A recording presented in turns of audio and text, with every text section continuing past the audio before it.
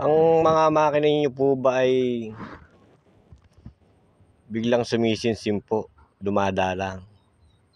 Baka po ito na po yung isa sa mga dahilan po nung overlock nyo po. Yan pong linya na yan, lumuwag po itong parts po na yan dito sa ginagawa ko po na to eh.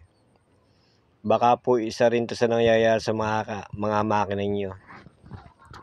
Huwag nyo na pong ituloy kasi baka madurugan pa kayo ng ngipin. Kung may napansin kayong dumadalang sumisinsin pero hindi naman pulot ang pata o mababa ang ngipin, pwede pong iyan pong lumuwag po na yan. Yung tornilyo po rito sa gilid. Oh. Yan po, yung sinaksakan ko po ng Allen screw.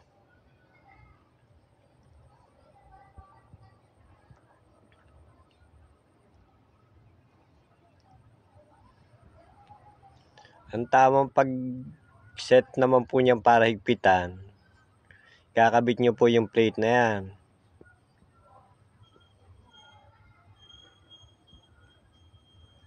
Pag nakikabit nyo na po yan, hahanapin nyo lang po yung tamang pwesto niya. May bawat space.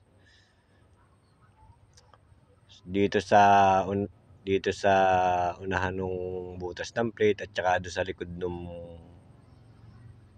butas ng plate, yung pinakadinadaanan po ng ngipin niya.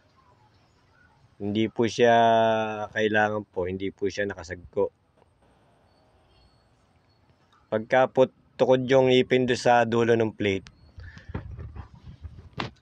malutong po ang magiging andar niyan at magkakalugan po yung mga pyesa nyo.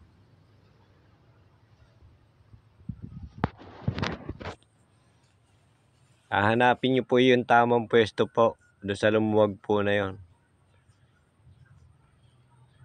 Yan, dyan po hahanapin nyo po yung tamang pwesto riyan. Para parehas po siyang may space.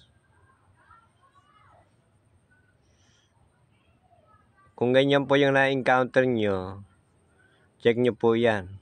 Hanggang dito lang po yung aking maiksing video.